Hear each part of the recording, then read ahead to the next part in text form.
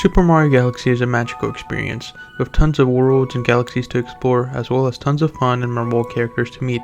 Super Mario Galaxy is undoubtedly a journey unlike any other.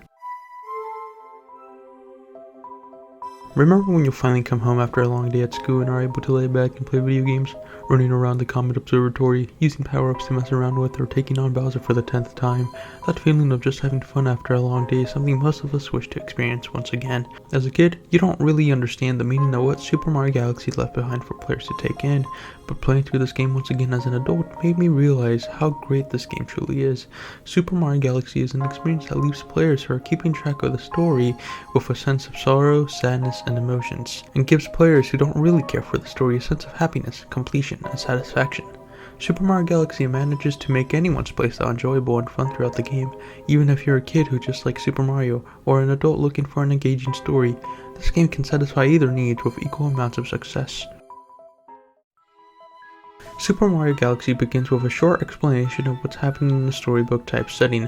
A star festival is held every century to collect star bits and create power stars. Peach sends you a letter to come to her castle to celebrate the star festival with her. Mario is seen running through the gates as star bits fall from the sky, Toad's cheering, and the castle is in the distance lit up by beautiful lights. This section is also accompanied by some music. A solo woodwind instrument begins with strings coming in full action a bit later on, setting the tone for not only a heroic adventure about to begin, but a nice warm feeling of coming home. This beginning section is very welcoming, making it feel like you're in a familiar place, even though you never stepped foot in this town ever. This is all interrupted when Bowser comes in and takes the princess. This creates a contrast in between two slow and calming scenes.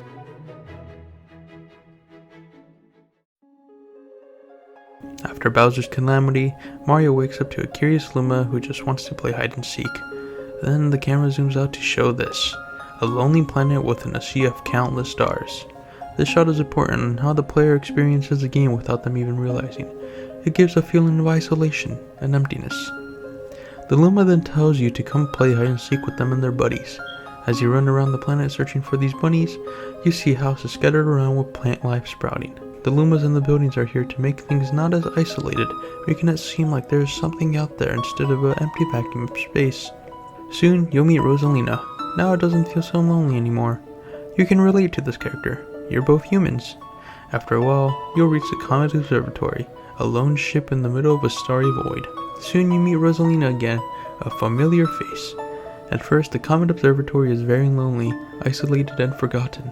But as you progress through the game, the feeling of loneliness, isolation, and forgetfulness is no longer present in the Comet Observatory. As you keep progressing through the game, you unlock chapters for a book that Rosalina is reading. This entire story is optional, but a story that shouldn't be forgotten. This story follows a young girl who comes across a starship with a Luma hiding within. The Luma wants to go back home and see his mama, so the little girl takes responsibility and takes the Luma back home. After searching and searching, they begin to lose hope. The little girl has a dream where her mother is slowly leaving. The little girl questions why her mother is leaving, only to get a somber reply. "Don't fret, dearest. I'm not going anywhere. I'm always watching over you, like the sun in the day and the moon in the night."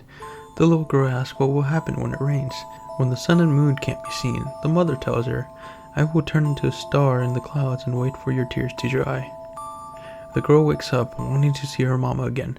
As the pages continue, the little girl looks back at her home planet through her father's telescope.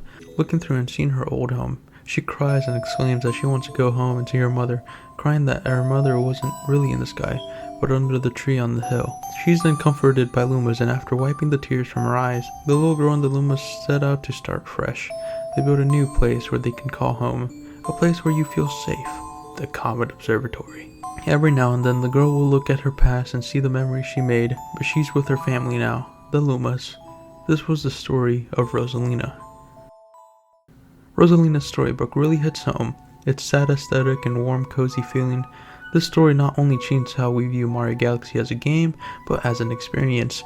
When you think of Super Mario Galaxy, you may think of Gusty Garden Galaxy, a beautiful world accompanied by some of the best music in the game.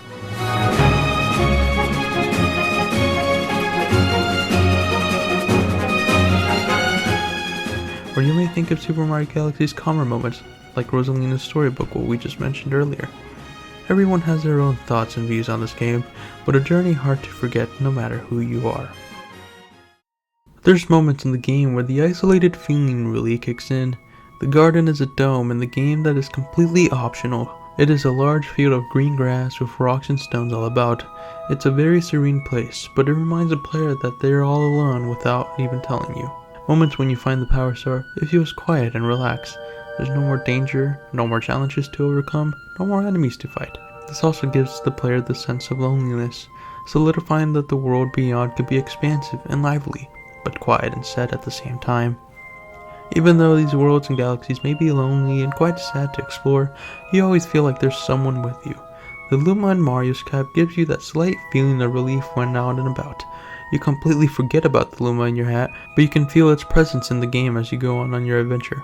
Once you defeat Bowser in an epic finale, the universe collapses on itself, making a black hole, swallowing everything. After some intense action, everything slows down and the Luma in your hat pops out. It gives a final goodbye to Mario, as it and other Luma sacrifice themselves to stop the black hole. This is accompanied by sober music, making the scene hit hard. After the calamity, Mario's in a sort of purgatory, accompanied by Rosalina. She tells him about the new universe, then slowly fades away. Mario wakes up in the Mushroom Kingdom, but something is different. Characters throughout the universe are also in the Mushroom Kingdom, peacefully communicating. A bittersweet end for a game that changed many lives.